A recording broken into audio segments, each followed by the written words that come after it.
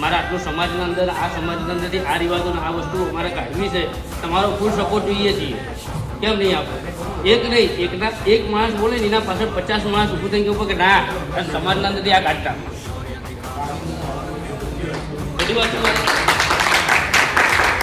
એક બોલશે તો પાછળ પડશે, એક બોલશે તો પાછળ પડશે, 50 બોલશે તો પાછળ નહીં પડે. પેલાને વિચારવા માટે મજબૂર તમે 50 જણા કરી શકશો કે ભાઈ આ વસ્તુ કાઢવા માટે અમે રાજી છીએ, તમારે જરૂર પડશે.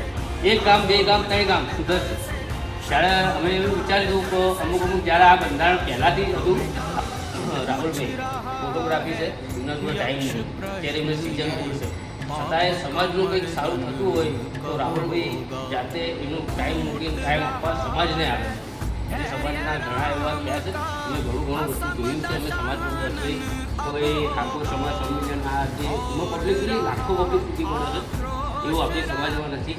અને સમાજમાં નથી એનું કારણ છે તો સમાજમાં કોઈ એક્ટિવ છે નહીં અને કોઈના જોડે પહેલું તો ભણેલું જ નહીં. સમાજનું બંધારણ શું છે, સમાજનું એ શું છે કે કોઈને જ્ઞાન જ નથી.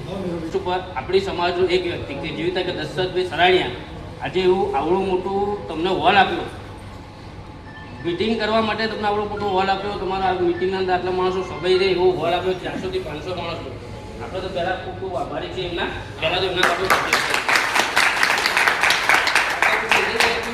આટલું આપણું કામ કર્યું. ક્યારે દશરથભાઈ ક્યારે કામ કરીએ કે સારી પોસ્ટ ઉપર એક સારા નેતૃત્વમાં કામ કરે છે અને એમના લોકોની મિટિંગો જોઈ, લોકોને એટેન્ડ કર્યું, ત્યારે એમનામાં આવ્યું કે ભાઈ મારું સમાજ કેમ પાછળ, મારા સમાજને હું સપોર્ટ કરું.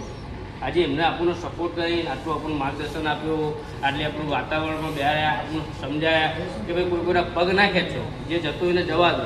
વાત સાચી છે. આપણે જે વિચારો કર્યો કે વડીલોને લઈને આપણે સમાજ સુધારો છે, એક 100% વાત છે. જે હમણાં પેલા બુવાજી કે કોણ હતું આવી કહી ગયા કે ભાઈ આપણા વડીલોને બોલાવીને વડીલોના સાથે આ મિટિંગ કરીએ, તો વડીલો સાહેબ આપણા કહેવાથી કે આપણા કરવાથી નહીં આવે. કેમ નહીં આવો?